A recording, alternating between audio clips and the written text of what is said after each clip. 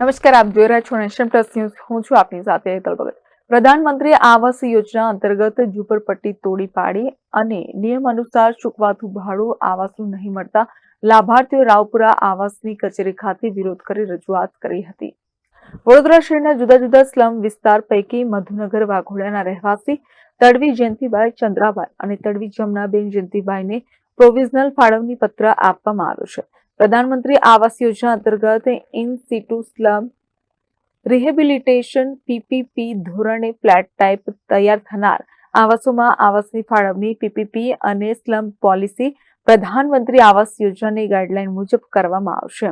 જરૂરી કાગળો પુરાવા ઇજારદાર દ્વારા નિયુક્ત એનજીઓને રજૂ કરવાના રહેશે અને તે મુજબની સંમતિ રજૂ કરીએથી આવાસ પૂર્ણ થયેથી યોજનાની ગાઈડલાઈન મુજબ આવાસનો કમ્પ્યુટરાઇઝ્ડ ડ્રો કરી આવાસની ફાળવણી કરવામાં આવશે, જે બાદ આવાસનો ઓરિજિનલ ફાળવણી પત્ર પોલિસી મુજબ આપવામાં આવશે. આવાસનું પોઝેશન મળે ત્યાં સુધી માસિક ₹2000 ભાડું તરીકે ઇજારદાર દ્વારા ચૂકવવામાં આવશે.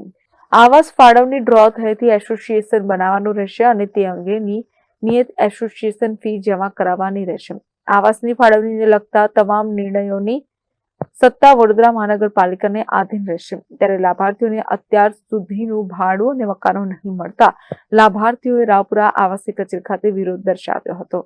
Report nation plus news Vadodara. સમાચારોના સતત અપડેટ મેળવવા માટે અમારી નેશન પ્લસ ન્યૂઝની યુટ્યુબ ચેનલને સબસ્ક્રાઇબ કરો, બેલ આઇકન દબાવો અને જોડાયેલા રહો ફેસબુક, ઇન્સ્ટાગ્રામ અને ટ્વિટર પર.